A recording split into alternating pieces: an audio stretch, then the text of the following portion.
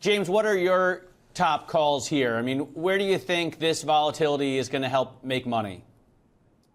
Yeah, thanks, Matt. It's a really lovely time to have to answer that question, you know, just coming out the back of summer where we've seen really thin liquidity conditions exacerbate some of these moves. And yeah, we've seen volatility spike up a few times, but really what we've seen, I think we could probably describe more as being choppy markets as opposed to anything more violent or sinister at the moment.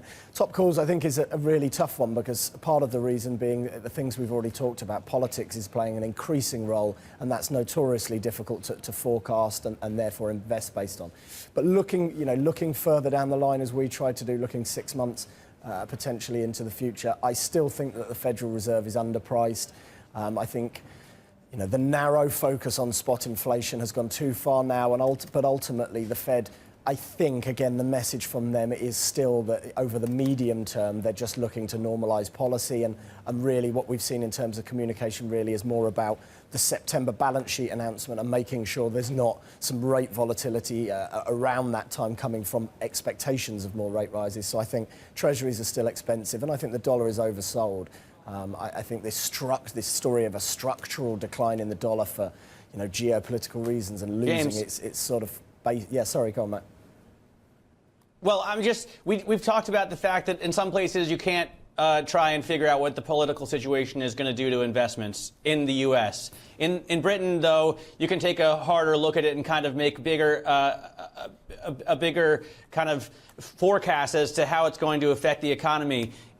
On the continent, I know that you think the realities of Macron's presidency are underappreciated and underpriced. How do you mean that? Yeah, absolutely.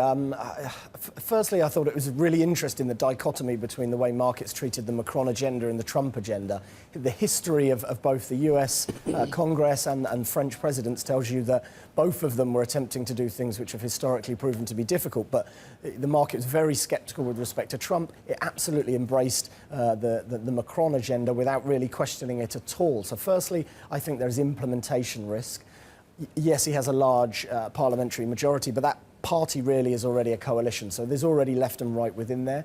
Also, though, the types of things that he is trying to do, I think, are A, disruptive, because you're likely to have unions pushing back on them, and B, they do involve some fiscal retrenchment, and therefore I think that there will be pressure on the economy at the margin. I think all of those together means that France trading at 25.30 over Germany is just completely the wrong price.